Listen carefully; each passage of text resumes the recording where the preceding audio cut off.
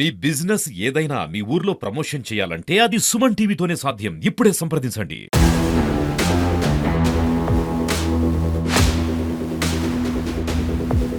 Hello, welcome to Suman TV. ప్రస్తుతం మనం Narsampet division పరిధిలో కానపురం మండలంలో ఇక్కడ పోలీసులు డ్రైవింగ్ గురించి అవగాహన కల్పిస్తూ ఇక్కడ సేఫ్టీ అండ్ సెక్యూరిటీ గురించి, అంటే హెల్మెట్ పెట్టుకోవాలి, ఇలాంటి భద్రత గురించి, రోడ్డు భద్రత గురించి, ప్రయాణికులు ఎలాంటి పాటించాలని అలాంటి వాటి గురించి అవగాహన కల్పిస్తున్నారు. ప్రస్తుతం మనతో పాటు కానపురం ఎస్ఐ గారు ఉన్నారు. వాళ్ళతో మాట్లాడే ప్రయత్నం చేద్దాం. సార్ చెప్పండి.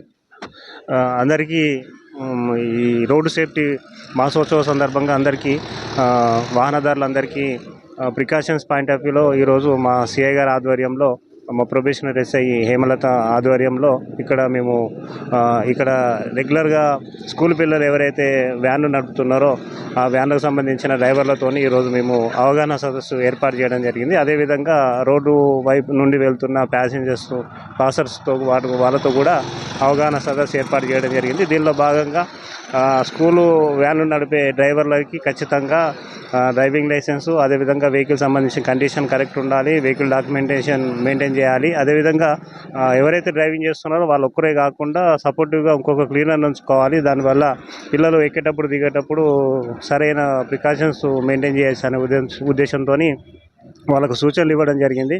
అదేవిధంగా టూ వీలర్స్ నడిపే వాళ్ళకి, కార్లు నడిపే వాళ్ళకి ఖచ్చితంగా హెల్మెట్ ధరించాలి, లైసెన్స్ మెయింటైన్ చేయాలి, కార్లు నడిపే వాళ్ళు సీట్ బెల్ట్ ధరించాలని చెప్పేసి సూచనలు ఇవ్వడం జరిగింది.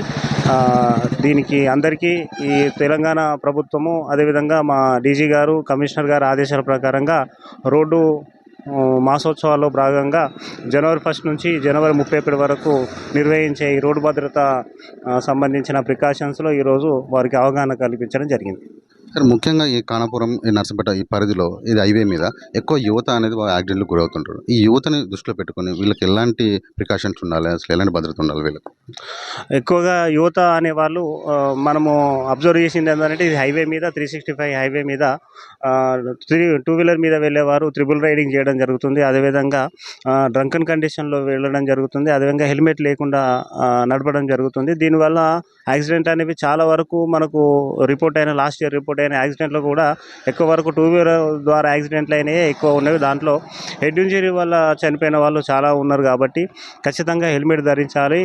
అదేవిధంగా యువత నడిపేటప్పుడు మద్యం సేవించకుండా డ్రైవింగ్ చేయాలి. దానివల్ల వాళ్ళతో పాటుగా ఎదుటి వాళ్ళకు కూడా ఎలాంటి ప్రమాదం జరగకుండా ఉంటుంది. అదేవిధంగా వాళ్ళ ఇంట్లో ఉన్న తల్లిదండ్రులు కూడా వాళ్ళకి తగు సూచనలు ఇవ్వాల్సిందిగా కోరుతున్నాం. మొత్తానికైతే ఇక్కడ ఉన్నటువంటి పోలీసు సిబ్బంది ఇక్కడ ఉన్నటువంటి ప్రజలకి అవగాహనతో పాటు, అంటే అవగాహన కల్పిస్తూ రోడ్డు మీదకి వచ్చేసి వాళ్ళకి ఇలాంటి పద్ధతిలో ఉండాలని చెప్పేసి చెప్పుకుంటున్నారు.